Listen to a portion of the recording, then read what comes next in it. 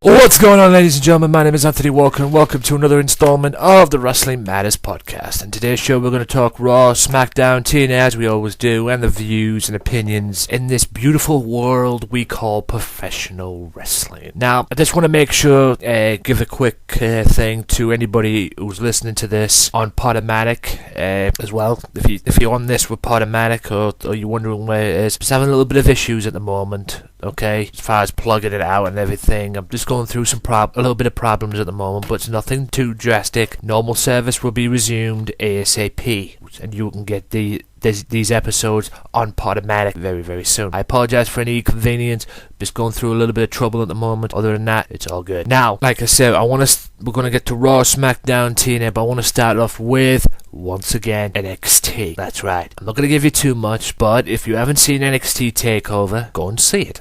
Go and find it. Do what you gotta do to get it. See it on the WWE Network for only $9.99. Because, once again, it stole the show. And in my opinion, we have a new women's champion in Sasha Banks. And a new NXT champion in Kevin Steen. Which was quite astonishing to say the least, because I wasn't expecting that. But I mean, Kevin literally beat the crap out of him for the whole match and powerbombed him to a point where he couldn't continue. That's how he won the championship. But in my opinion, and I want you guys to listen to this, because I want to know that I said this on this episode. I want you guys to bear witness to this, me listening to this. The match on that card that stole the show was Finn Balor and Adrian Neville. Prince Devitt, Adrian Neville, whatever you want to call it. That match stole the show. That match was epicness beyond belief, and I'm saying this right now, that Prince Devitt is your next NXT champion. I don't know when. I don't know what they're going to do with this thing between Kevin Steen and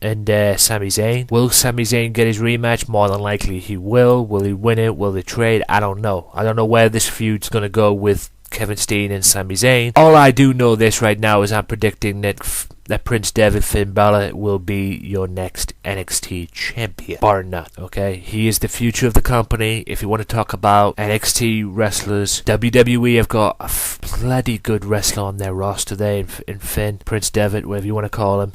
I just hope they use him right, because not only he can be an NXT champion, he can damn sure be a world champion too. But he's got to be used right, because we all know WWE's booking hasn't been very good over the years, has it? Especially with the booking of talent. But hopefully they'll use Finn right, and hopefully he'll get what he deserved, because he does deserve to be the biggest star in wrestling today. But like I said, what's gonna happen next with this feud with Sami Zayn, Kevin Steen, I don't know. It's gonna be interesting though. But like I said, that match stole the show. Adrian Neville, Finn Balor, go and find it, go and watch it. It stole the show. Candidate for 2015 Match of the Year by a mile. That's what they can give you on NXT, because that's why NXT is where wrestling matters in WWE. And I read a comment on YouTube during that was commented on the WWE YouTube page that said that the Divas match was 10 times better, or the Divas match was better than the Divas matches on Raw and the NXT. I wrote back, you got that right, because it's true. And it sucks when, the women's division is more meaningful than the Divas division, because that's the A show. Raw and SmackDown are the A show. That's where the Divas in NXT or the women in NXT want to be. They want to go up there. Me personally, I agree with what Vicky O said. They should stay in NXT, because let's face it, at this moment in time, the Divas division ain't worth going to. But they need to stay in there, because in my opinion the women's division in NXT is more competitive than the Divas division. And let's face it, WrestleMania 30 was the first time the Divas title belt was defended at a WrestleMania in its existence. If that doesn't tell you something, nothing does. Okay, seriously. Really? The WWE Divas division needs to be established to what it can be. But at the moment right now, the WWE Divas division we're better off being called the WWE Total Divas division, because let's face it, some of the matches that you're seeing now in the Divas division are based off that show. That's why I can't stand Total Divas. It's like Kenny said on Sunday Segway once, if you're gonna do a Divas show like Total Divas, keep it separate from the Divas division and let the Divas division establish the potential that it can be. But at the end of the day, WWE won't allow that for some reason. And at the end of the day, they're best off dropping the Divas division and bringing the women's title up, and having every single Diva on Raw and SmackDown or whatever or on the main shows, and every single Diva on NXT compete for one belt, and have them both switch over to NXT. That's what they'll be best doing, because let's face it, the Divas title is meaningless, and I would say, go on record in saying it's more meaningless than the US title. More on that later, because I have a little bit of an opinion on the match upcoming with Rusev and John Cena for the US title. But like I say, more on that later. But if you haven't seen NXT Rival or NXT Takeover Rival, go and find it. Go and watch that match.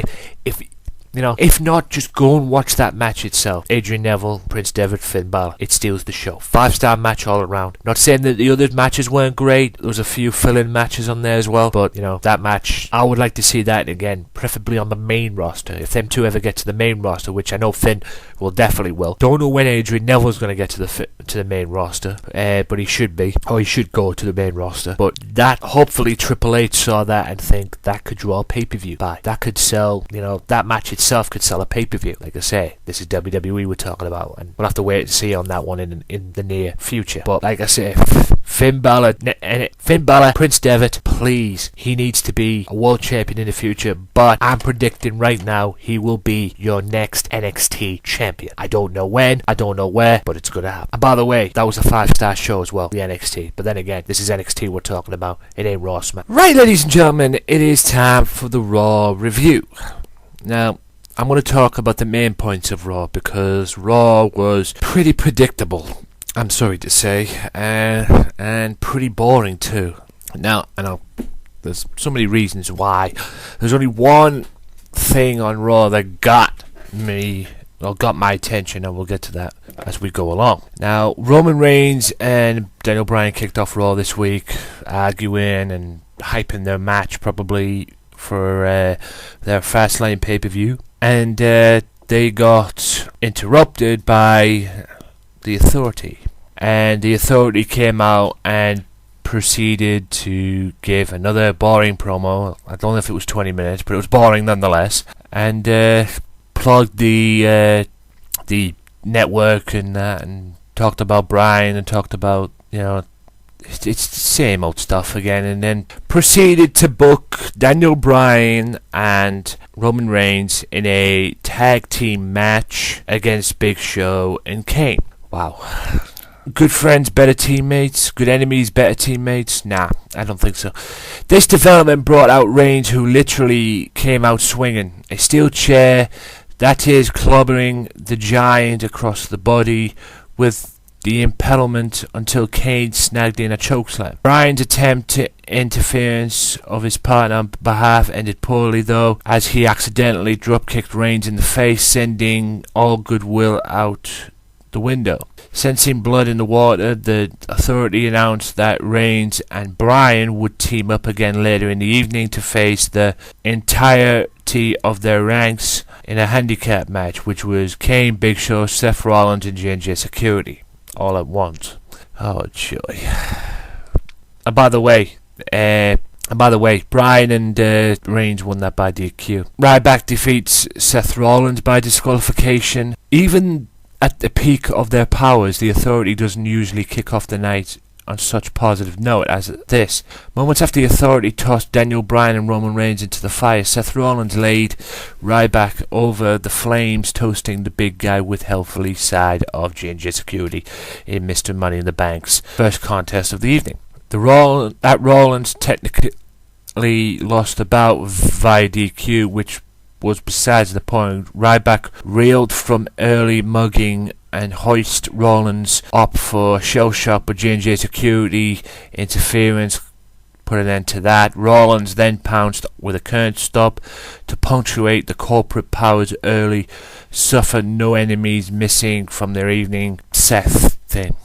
It's the same shit, same stuff. Paige beats Brie Bella, setting up their match for the Fastlane pay-per-view. Hopefully Paige will be the new champion. I want Paige to be the new champion. Rusev paid tribute to John Cena It is unlikely that anybody thought Rusev's tribute to John Cena was going to be genuine. That said, even the most chronicle among the WWE universe likely didn't expect the degree of quickness with which things escalated between the super athlete and the number one contender for the US title. The Russians' tribute to Cena was appropriately demeaning, the implication of course that being that 30 years of battle has left Cena a shell of his former self. When Cena emerged to toss verbal barbs at Rusev,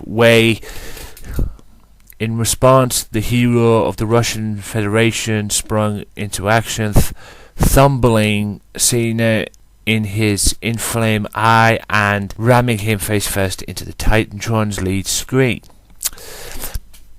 I don't know where this is going to go.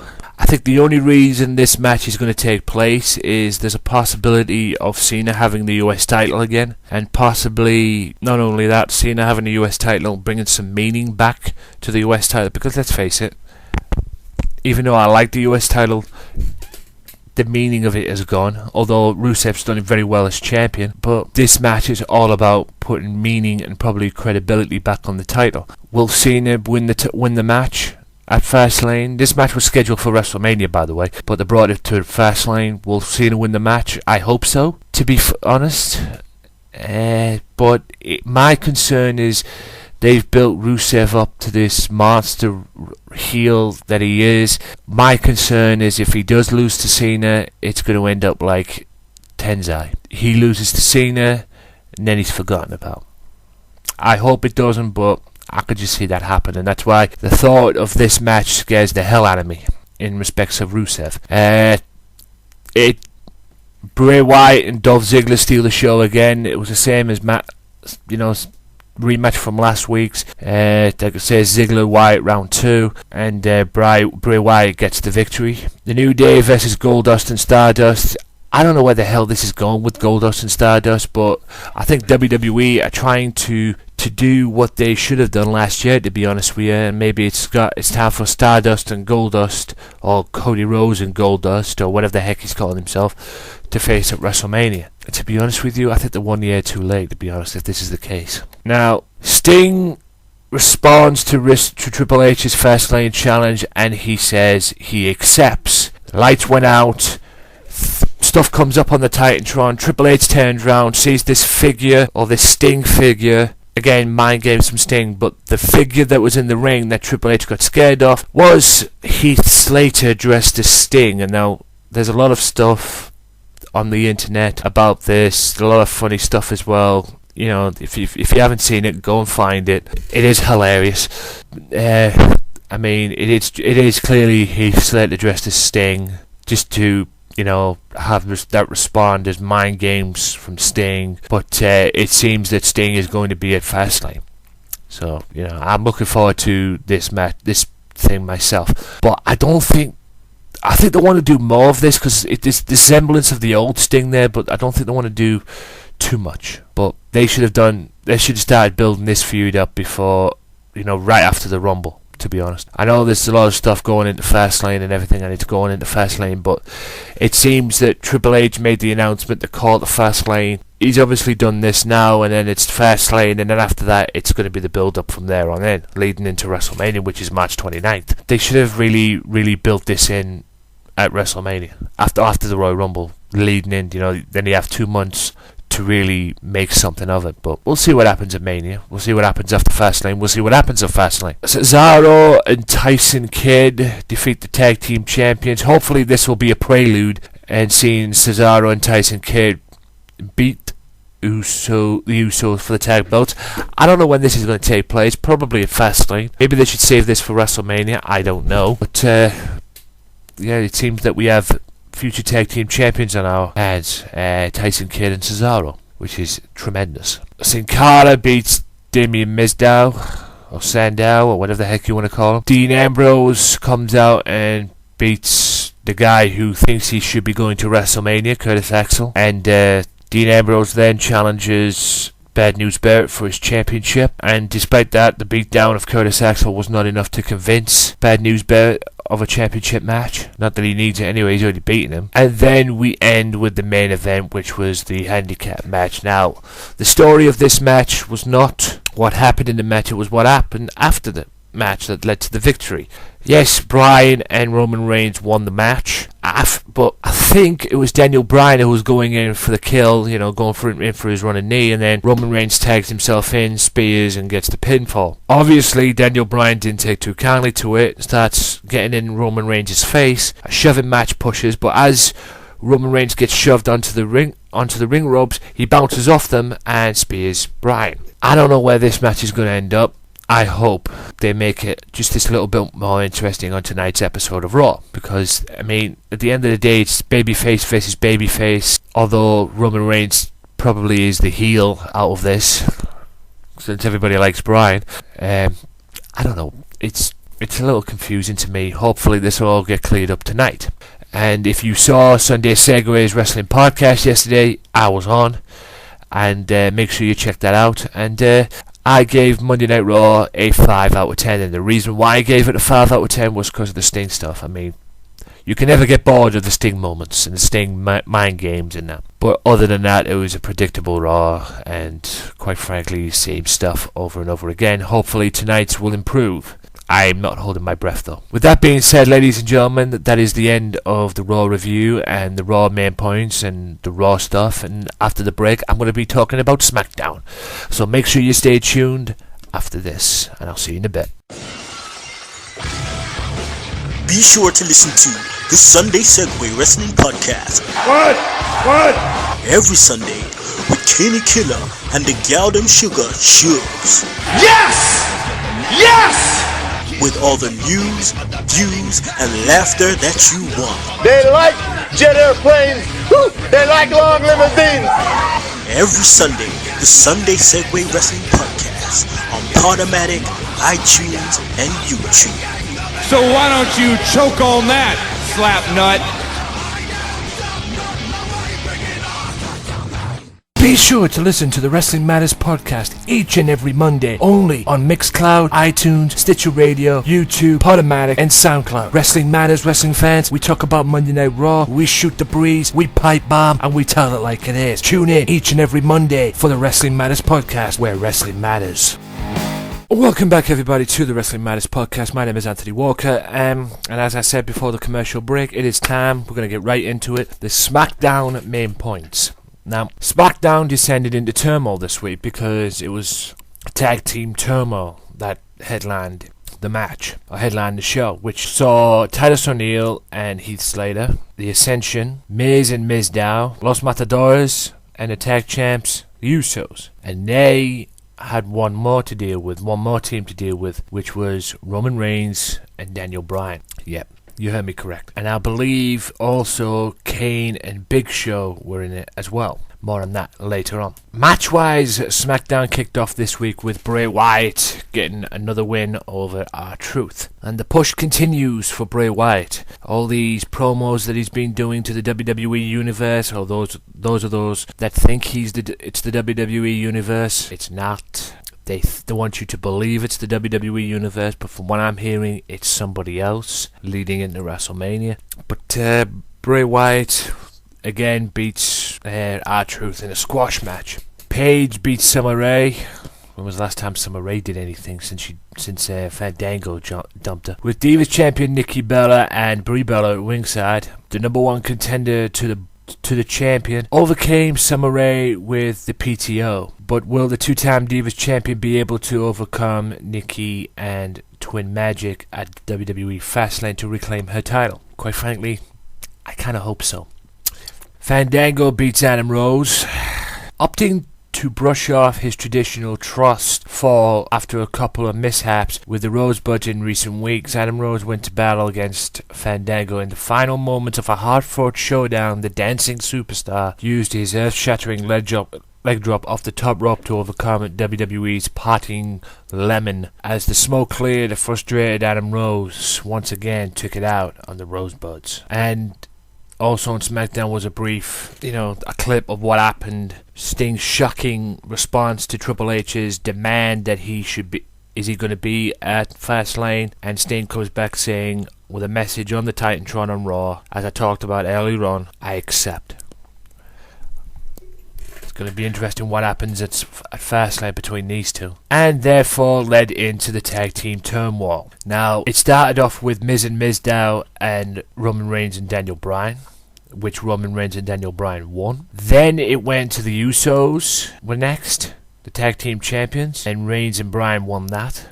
Maybe they'll get a tag title shot, but at the end of the day, this is just setting up their match for Fastlane. Reigns and Bryan overcame Los Matadores as well, and they came Titus O'Neil and Heath Slater. Then it led to the Ascension, and they beat the Ascension by disqualification, meaning that the Ascension still remained undefeated, which was perfect way to do it. And then a rematch from Raw, basically, because I think these two teams met on Raw. I say teams usually. Roman Reigns and Daniel Bryan beat Big Show and Kane, but that wasn't the supposed downfall of the match for Reigns and Bryan, because they took advantage of a authority mishap. Because during the match, Bryan got Big Show in the yes lock. Kane came in, asking what the hell Big Show was doing and everything, basically getting into Big Show's face. Big Show didn't take too kindly to it, told him to get out of his face. Big Show turned his back on Kane. Kane swings him around, and Big Show proceeds to knock Kane out with his knockout shot, the knockout punch. Where does this leave? And Reigns and Daniel Bryan took advantage of it. Where does this leave the Authority team? Is there communication mishaps in the Authority, or is this a sign of of a downfall for the Authority again? Except this time it's going to be for good, not for a month. I guess we'll have to wait and see. And with that being said, ladies and gentlemen, that is the end of SmackDown main points. After this, I'll take another quick promo, or quick commercial, and I'll be back after this with the TNA main points, so stay tuned. If you like the Wrestling Matters podcast, why not check out the Wrestling Matters podcast Facebook fan page at www.facebook.com/WM podcast. Wrestling Matters, wrestling fans. Welcome back, ladies and gentlemen, to the Wrestling Matters podcast. And like I said before the break, it is time now for the TNA main points. We're going to get right into it. TNA kicked off and was coming from Glasgow, Scotland. That's right, Glasgow, Scotland. Angle kicked off this week, thanking Austin Aries Gunner for joining him to defeat the BDC. He says the BDC wants to control the World Heavyweight title, but that control of the title should belong to the best wrestler in the world. Angle invites Lashley to the ring. Well, that's true. He's the world champion, best wrestler in the world. I guess I could consider Lashley best wrestler in the world, but Angle thanks Lashley for aiding Team Angle at Lockdown. Lashley says he came into the ring to get his hands on MVP. Angle counters by saying it's time for him to be champion again. He proposes Lashley versus Angle for the TNA World Heavyweight Championship. MVP and the BDC interrupt the moment. MVP says Team Angle never won because Lashley wasn't sanctioned in the match last week. Yada yada yada yada yada yada yada. MVP challenges Angle and Lashley. Lashley accepts, but proposes a tag team match against two members of the BDC. Then he selects Kurt Angle as his partner. And backstage, Austin Aries and Bobby Roode ran into each other before their match. Speaking of their match, Aries and Roode lock up in the center of the ring. They exchange hammerlocks before grounding one another with submission holds, including last chancery from Austin Aries. Roode comes back with a Roode bomb attempt, but Aries counters, sending Roode outside. Austin Aries leaps from the top turnbuckle and connects with Roode on the outside. Roode struggles to get back into the ring. Aries climbs the ropes. Aries flies, but Roode jumps, countering with a standing dropkick. Roode grounds Aries with a spine buster. Aries uses the ropes to reach his feet again before being powered into the corner and pummeled with a series of shoulder blocks. Aries scores a series of punches, but Roode counters with a diving neckbreaker. Roode attempts another Roode bomb, but counters. Aries counters. Aries connects with a missile dropkick and tries for a brainbuster. Roode counters.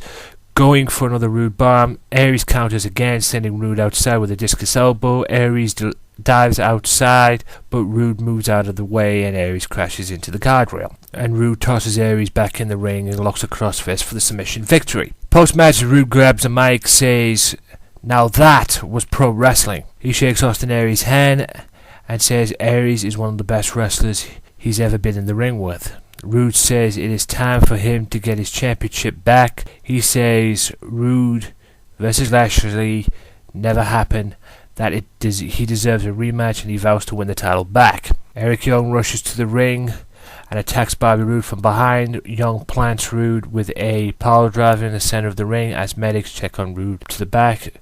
Young attacks Rude again and connects with a second power driver on the ramp.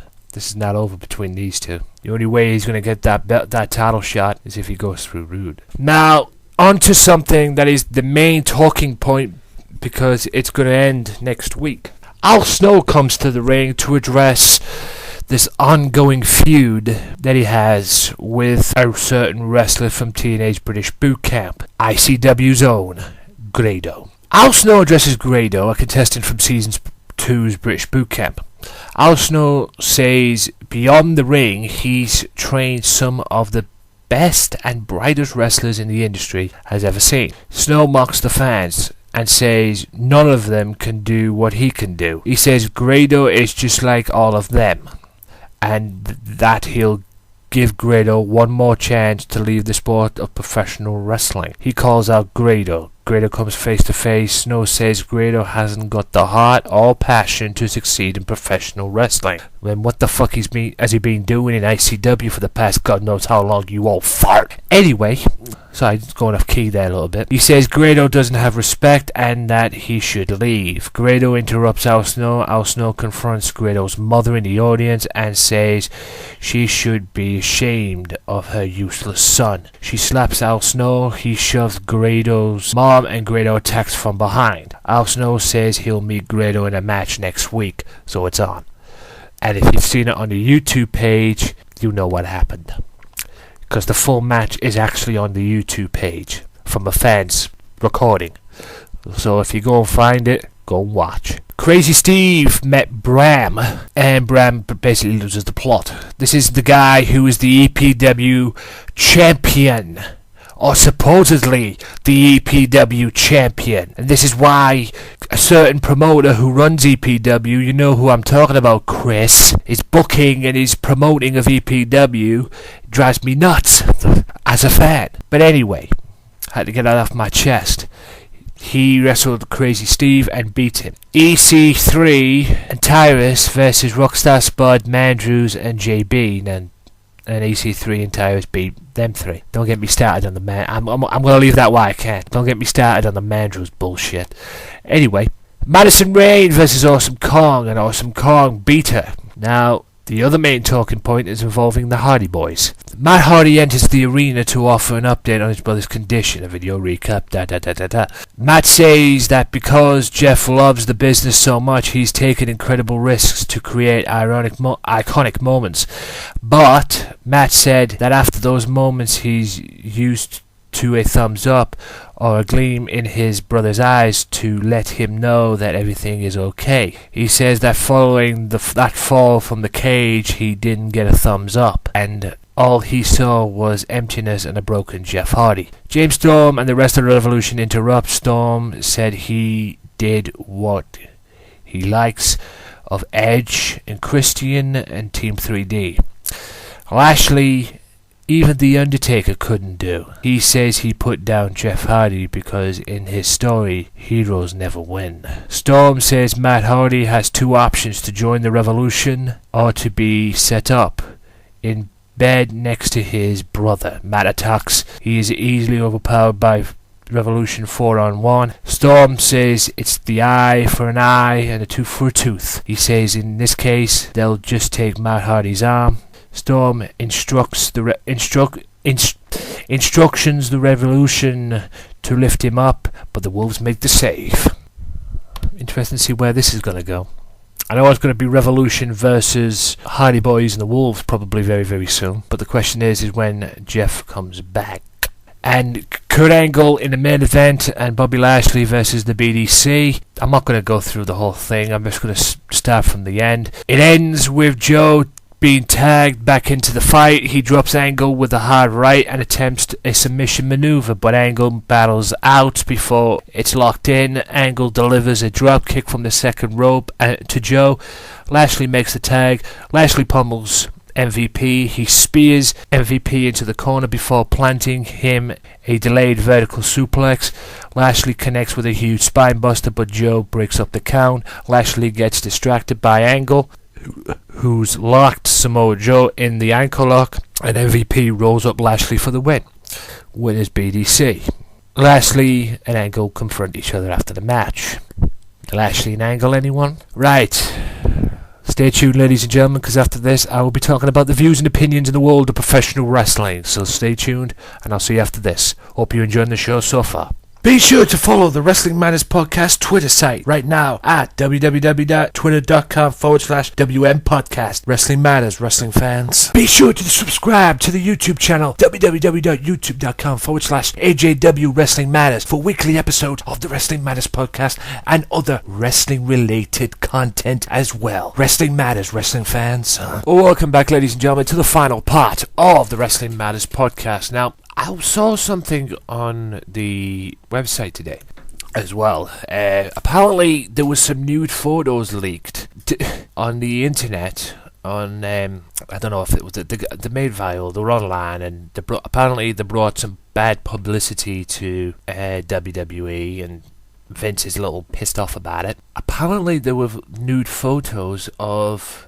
Seth Rollins, which is kind of odd, to be fair, but Seth Rollins is being punished for that. I don't know what he's being punished for. I don't know what the punishment is, or that. We'll just have to wait and see, but it's kind of odd. A WWE superstar does that. But anyway, that's the whole thing. Apparently the Authority are going to deal with the Big Show on Raw, and I'm guessing, which is tonight, I'm guessing this is part of what happened on SmackDown with the knockout, like I mentioned earlier on. I have no idea what this is going to be. I just hope it's not what they did to him last time and make him use his financial bullshit for his job and that, like they did last time round, which was fucking ridiculous. And then it led to Big Show basically cleaning Triple H's clock, so to speak, by knocking him out, and I mean clean out. Hulk Hogan is endorsing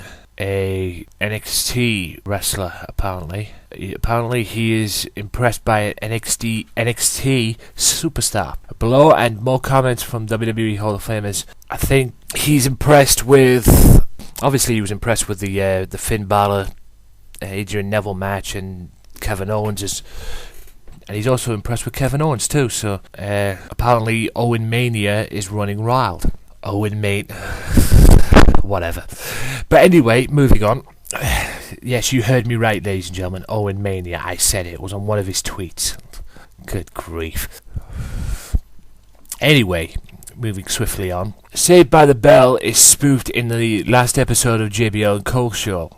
Wow, so that's the last show ever then. Thank God for that. This is also noted as well that I've noticed. Rhino and Brian Kendrick worked last night, which I'm guessing is the NXT show, the NXT Rival show, tapings. PWI Insight report that as of this morning, neither of the two have signed deals with WWE. Apparently they were used as part of a move being made to bring established names to NXT to work with younger talent.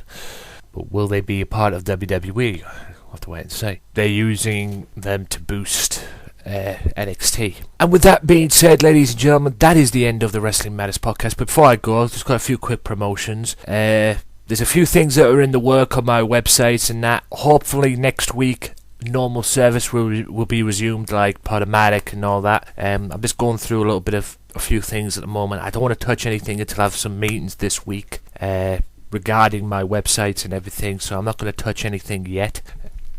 Regarding that, I'm working on a few things for my website as well, so hopefully all of that will be solved this week. Friday night, March 27th, get yourself down to the Middlesbrough Town Hall if you're there. or if you can get to the Middlesbrough area, if you live in Middlesbrough, you can get to the Middlesbrough area, get yourself down to the Middlesbrough Town Hall, because I will be there watching All American Wrestling show also. And if you see me and you listen to the show and you listen to my CVFM shows and whatnot, come and say hi. Okay, don't be afraid to say hi. I will be there. If you want to come over and talk wrestling and whatnot, I'll be there. Come and say hi to me as well. Hopefully I can get to meet some of the wrestlers as well that time as well. But we'll wait and see. It's Friday night, March 27th. So get yourself down to the Middlesbrough Town Hall. Also as well, make sure you tune into the Wrestling Matters podcast each and every Monday.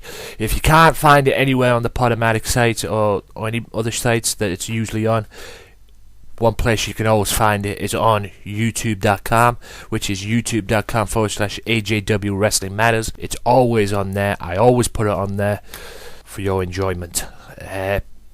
And be sure to check out Fastlane as well, February 22nd, which is on the WWE Network, which is £10 a month, but to new subscribers you can get February for free. So if you haven't got it, you're wasting what you're waiting for. Yes, it's WWE. Yes, it's took a while to come, but it is worth the waiting. All I want WWE now is to get all the Nitros up. They've got 95 and 96 up. I want 97, 98 up. I want to see that Sting feud. I want to relive the Sting feud, but I can't relive the Sting feud. I can see the matches that he had built, that fed off that feud, but Nitro, you need to see the Nitro, shows and what happened on the Nitro shows before you can watch the matches, man, at least in my opinion anyway. So WWE, if you're listening, I'll be tweeting you this. Please get Nitro 97, 98 up, for the love of Pete. Come on. You've got Nitro 95 and 96, we need 97 and 98 up, and do it quick please. But with that being said, ladies and gentlemen, this has been the Wrestling Matters podcast, episode 46. I've got a few things in the pipeline as well for future episodes as far as interviews go. I just need to sort that out and quick. But with that being said, my name is Anthony Walker, the HD88 of the day, for the Wrestling Matters podcast on YouTube and the JWI network too. Shout out to James Powers. This has been episode 46. Until next time, peace out.